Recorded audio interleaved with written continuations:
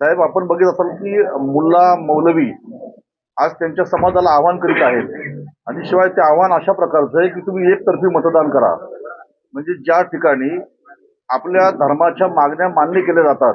आताच आमचे जे महामंत्री त्यांनी आपल्याला दाखवले की 17 मागण्या आहेत आणि त्या 17 मागण्या किती भयानक आहेत हे आपण सर्वांनी पाहिलेल्याच आहेत, कारण आपण सर्व लोक या चॅनलसाठी काम करतायत.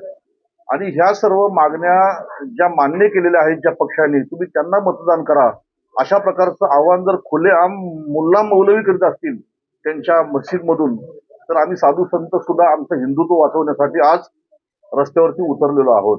त्याच्यामुळे आम्ही कुठल्या पक्षाचे नसून आमचा पक्ष एकच आहे, हिंदुत्व हा आमचा पक्ष आहे. आणि म्हणून त्यासाठी आम्ही लोकांना आवाहन करू की आपण सर्वांनी 100% मतदान करा आणि जे सरकार आपलं हिंदुत्व समर्थक आहे त्यांना आपण सर्वांनी मतदान करा. आता आता नुकतंच आमच्या सहमंत्र्यांनी सांगितलं की आम्ही त्यांच्यावरती देशद्रोहाचा गुन्हा दाखल करण्यासाठी आम्ही मागणी करणार आहोत आताच. आणि म्हणून कितीतरी अशा गोष्टी आहेत का त्या आपल्या समोर आम्ही व्यक्त करू शकतो.